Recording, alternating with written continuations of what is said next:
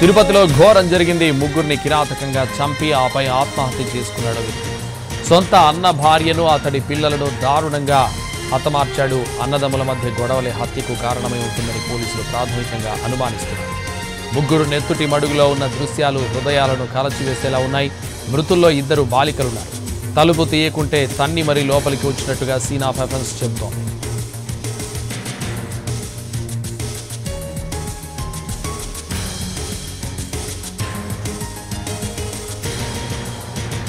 ఇష్టం లేని పెళ్లి చేసినందుకే అన్న కుటుంబాన్ని హతమార్చాడు నిందితుడు. పెళ్లైన కొద్ది రోజులకే హంతకుడు ఆయన భార్య విడిపోయారు. ఇద్దరిని కలిపే ప్రయత్నంలో అన్నకు తమ్ముడికి మధ్య తరచూ గొడవలు జరుగుతున్నాయి. ఈ పంచాయతీల క్రమంలో అన్నపై కోపం పెంచుకున్న తమ్ముడు ముగ్గురిని పొట్టన పెట్టుకున్నాడు. వాళ్లను చంపి తాను ఆత్మహత్య చేసుకున్నాడు. పద్మావతి నగర్లో దారుణం జరిగింది. తిరుపతిలో ట్రిపుల్ మర్డర్కు సంబంధించి పూర్తి వివరాలు మా ప్రతినిధి కార్తీక్ అందిస్తారు.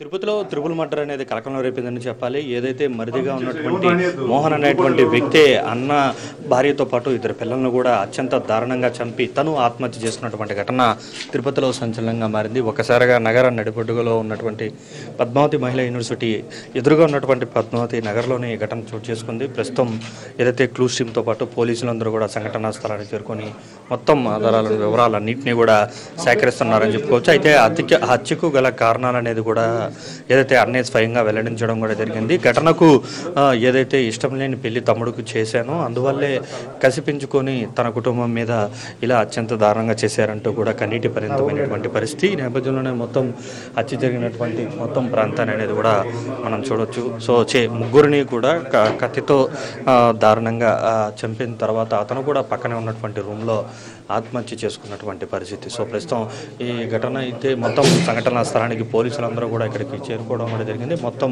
క్లూస్ టీమ్స్తో పాటు అందరూ కూడా విచారణ అయితే చేస్తున్నారని చెప్పుకోవచ్చు. అయితే తమ్ముడు ఇలాంటి దారుణానికి పాల్పడతారని తాను ఎప్పుడు ఊహించలేదంటూ కూడా ఏదైతే అన్న చెప్తున్నటువంటి పరిస్థితి. అయితే మోహన్కు మానసిక స్థితి సరిగా లేదనేటువంటి సమాచారం అయితే ఉంది. అతను సాఫ్ట్వేర్ ఇంజనీర్గా కూడా పనిచేస్తున్నటువంటి పరిస్థితి. ఈ క్రమంలోనే అన్న స్వయంగా కూడా పెళ్లి చేశాడు. పెళ్లి చేసిన తర్వాత ఏదైతే వారిద్దరిలో మనస్పర్ధలు ఏర్పడి విడిపోవడం కూడా జరిగింది. ఈ నేపథ్యంలోనే ఈ ఘటనకు ఏదైతే పెళ్లి చేసుకోవడం ఇష్టం లేని పెళ్లి చేయడంతో పాటు విడిపోవడానికి కూడా కారణం అన్నతో పాటు వదిన వల్లే ఇలాంటి ఘటన నాకు నా జీవితం నాశనమైనటువంటి కోపాన్ని పెంచుకున్నటువంటి మోహన్ ఏదైతే ఇంట్లో ఎవరూ లేనటువంటి క్రమంలో ఇంటి లోపలికి వెళ్ళిన వెంటనే కూడా వదినని చంపి దాని తర్వాత 2 పిల్లలని చంపి నేరుగా ఏదైతే పక్కనే ఉన్నటువంటి రూమ్లో ఏదైతే సాఫ్ట్వేర్గా పనిచేస్తున్నటువంటి మోహన్ కూడా ఆత్మహత్య చేసుకోవడం కూడా జరిగిందని చెప్పుకోవచ్చు. అయితే వరుస హత్యలు అనేది కూడా తిరుపతిలో సంచలనం రేపుతుంది. తాజాగా కూడా ఏదైతే వదిన 2 పిల్లలను చంపి తను కూడా ఆత్మహత్య చేసుకున్న ఘటన మాత్రం ఒక్కసారిగా తిరుపతి ఉలికి పడేలా చేసిందని చెప్పాలి. Camera person Sanjay Karthik NTV Tirupati నుండి.